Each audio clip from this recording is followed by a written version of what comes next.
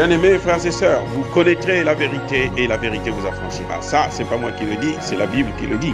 Mais moi, je vous dis mieux. Vous connaîtrez la vérité historique, notamment celle de vos ancêtres kémites, et vous aurez une vision globale de ce que c'est que la vraie souveraineté politique. J'ajoute, vous reviendrez à la spiritualité africaine ancestrale et vous comprendrez les enjeux de l'indépendance économique. Et pour terminer, vous accepterez votre identité culturelle kémite et vous obtiendrez deux choses. La première, c'est la paix.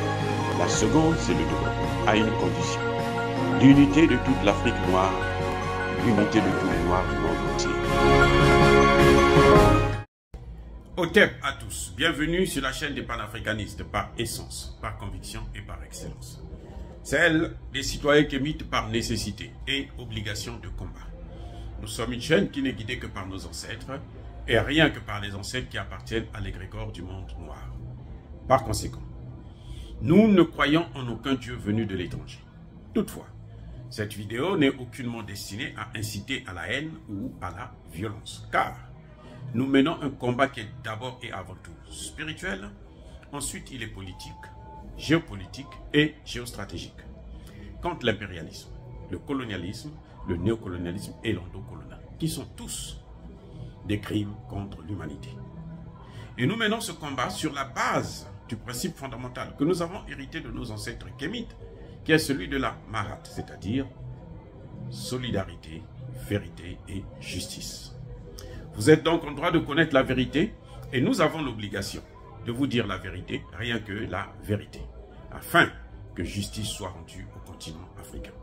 Et ça, c'est ce que nous appelons le panafricanisme. Bien-aimés frères et sœurs, la CEDEAO s'est délocalisée. La CEDEAO ne siège plus dans les pays africains, dans les pays de l'Afrique de l'Ouest, au Ghana, en Côte d'Ivoire, au Sénégal, au Nigeria et autres. La CEDEAO organise maintenant ses réunions à New York. Et où? Dans les locaux même de l'Organisation des Nations Unies. Quelle stupidité! Que peut-on dire de ces dirigeants africains qui gouvernent cette CEDEAO? Que peut-on dire d'eux? Comment les qualifier? Comment les qualifier autrement que des pauvres idiots qui n'ont rien compris encore de ce que c'est que la souveraineté, qui n'ont même pas du respect pour eux-mêmes et surtout pas pour les peuples africains. Ce geste, Alassane Ouattara, vous le savez, a demandé une réunion d'urgence de la CEDEAO à New York. Parce qu'il dit, écoutez ce qu'il dit, il y a une menace de la sécurité dans la sous-région, puisque des mercenaires ivoiriens ont été arrêtés au Mali. Quand il parle de menace de la sécurité, ça veut dire qu'il veut tout simplement dire qu'il va attaquer le Mali, qu'il va faire la guerre avec le Mali. Ok. Ok. Et donc il demande le soutien de la CEDEAO pour que la CEDEAO puisse faire pression au Mali. Le Mali a déjà démontré que ce dossier n'est plus dans ses mains, dans les mains du gouvernement. Ce n'est pas un dossier politique, c'est un dossier juridique.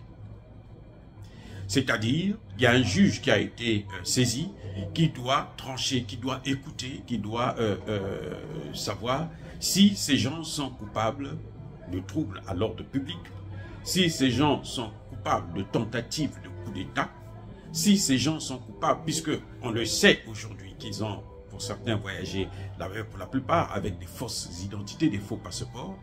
Et aujourd'hui, nous apprenons d'ailleurs que parmi eux, il y en a qui ne parlent même pas français, donc qui ne seraient pas des Ivoiriens, mais à qui on a donné des passeports ivoiriens. Ce sont donc que des simples mercenaires, puisque mercenaires, en fait, c'est quoi? Ce sont des troupes étrangères à une situation de crise donnée, une situation de guerre, qui viennent pour combattre sans qu'ils ne puissent être notamment invités par les partis qui sont concernés. C'est un étranger à la situation du moment. Et ces Ivoiriens n'ont jamais été invités par le gouvernement ivoirien. Et d'ailleurs, ils n'ont jamais été invités par l'Organisation des Nations Unies, même si le secrétaire général Guterres, comme lui aussi il a perdu la tête, il marche la tête renversée, la tête en bas, les pieds en haut, il est complètement déboussolé et perdu. Et donc, il soutient qu'il faut libérer ses soldats. Voilà. Ce Guterres qui refuse organiser une réunion du Conseil de sécurité de l'ONU pour observer, pour apprécier les preuves de l'implication de la France dans le soutien au terrorisme au Mali. Et il se focalise, il s'intéresse à ces mercenaires. C'est-à-dire que c'est quelqu'un qui, cliniquement, doit être complètement fou. C'est clair. Il n'y a rien à faire, il n'y a rien à obtenir de quelqu'un qui ment comme il respire, qui se contredit. Là, il est en train de contredire la position même de la force des Nations Unies au Mali. Alors que la population ne demande que le départ de ces forces, de ces troupes. Ils n'ont qu'à partir. Et donc, vous voyez, dans ces circonstances-là, M. Ouattara trouve mieux d'inviter le Mali, plutôt la CEDEAO dans cette affaire. Or, il s'agit d'abord d'une affaire qui est juridique. Secondo, c'est une affaire bilatérale entre deux États. C'est comme si lorsque le Mali doit commercer plutôt avec la Guinée, il faut que la CEDEAO puisse donner son aval maintenant. C'est incroyable ce qui est en train de se passer. C'est-à-dire que les chefs d'État, les Nana Akufo, les Macky Sall et autres, je ne comprends pas. C'est-à-dire que vous savez, c'est tellement scandaleux que ça vous fait même mal à la tête de réfléchir sur ça. Vous êtes, pour éviter d'en pleurer, il faut en rire. Parce que c'est des vauriens. Je suis désolé, mais c'est des vauriens. Ils n'ont pas le droit de continuer à sacrifier comment on appelle ça, la souveraineté des États africains, et notamment celle du Mali. Mais regardez, ils veulent se rencontrer dans les locaux de l'ONU, ok, en marge de l'Assemblée générale de l'Organisation des Nations Unies. Vous savez ce qui se passe? Mais tout ce qu'ils vont dire là, ils seront écoutés par le monde entier, par toutes les grandes puissances là, et ils ont tout filmé et écouté.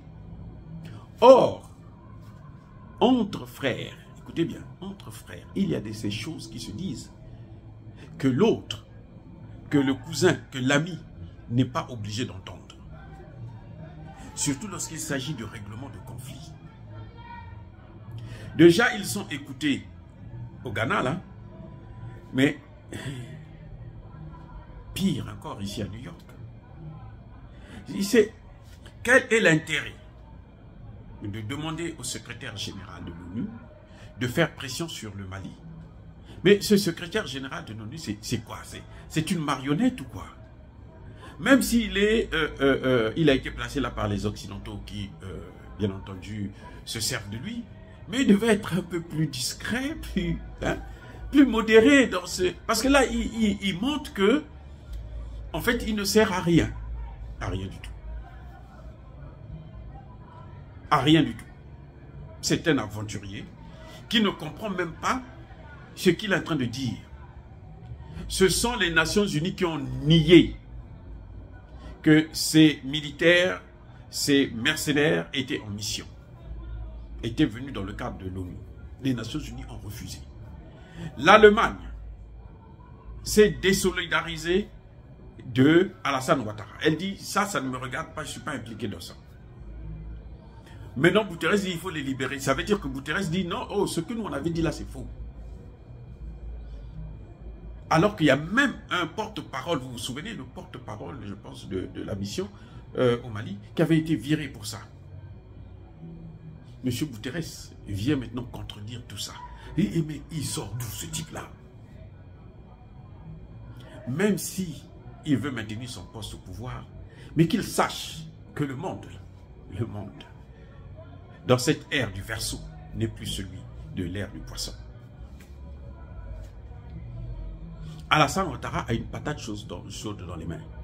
En fin de compte, on comprend que ces mercenaires-là, ce n'est pas Alassane Ouattara qui les a envoyés. Alassane Ouattara est seulement celui qui leur a donné les passeports pour aller en mission. Mais la mission, elle vient de l'Organisation des Nations Unies, des puissances occidentales, notamment de la France. Comment pouvez-vous expliquer que ce même secrétaire général, qui ne veut pas que le Mali puisse lui présenter les preuves que c'est la France qui donne des informations et qui arme les terroristes en Afrique, et bien entendu, derrière la France, il y a les puissances occidentales. C'est ce même Guterres qui demande à ce qu'on puisse libérer ses soldats le plus rapidement possible. Mais c'est un terroriste, ce type. Mais oui, c'est un terroriste. Non seulement c'est un terroriste, c'est un dictateur international. Il est à la tête de la communauté dite internationale. Parce que nous, on n'a jamais voté pour cette communauté pour nous représenter. Quand la France nous représente au Conseil de sécurité de l'ONU, Guterres ne s'est jamais posé des questions de dire « Mais attendez, il y a 54 États, pourquoi c'est à la France de tenir le pen holder? C'est à la France de représenter ces 54 États. La France fait partie du continent africain maintenant. » Et là, dans une histoire qui ne nous regarde pas, c'est comme si lorsque les États-Unis achètent le pétrole en Arabie Saoudite, ils doivent demander l'autorisation de Guterres. Mais quelle est cette folie-là? On ne comprend pas. Les États-Unis, pour armer l'Ukraine, ont besoin de l'autorisation de Guterres. Mais pourquoi ils ne se posent pas des questions pour se dire que non, mais plus on est en train de armer l'Ukraine, ben la guerre va continuer.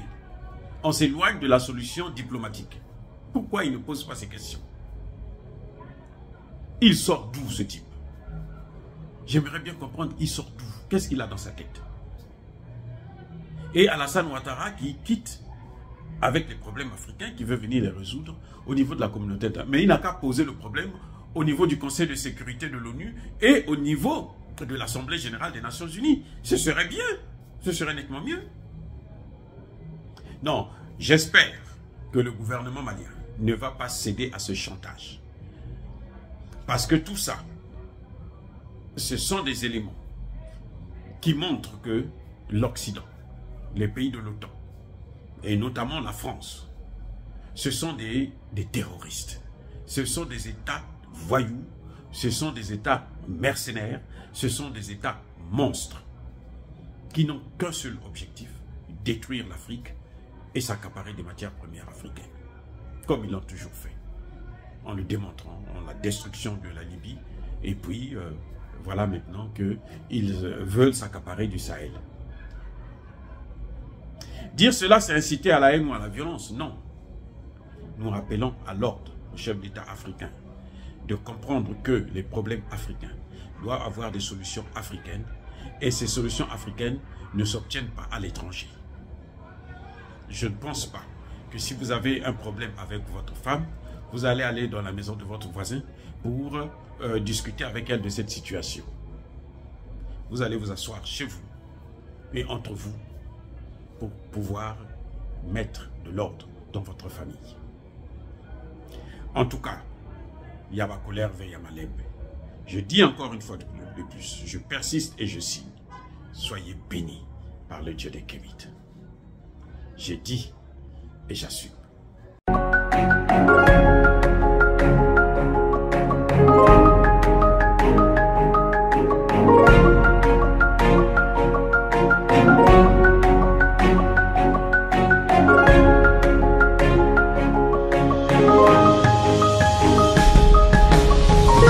Eux, ils marchent par la foi et non par la vue. Mais moi, je vous conseille vivement de marcher par la connaissance scientifique et historique, notamment celle de nos ancêtres kémites, par les 5 sens et par l'intelligence. Abou Abia.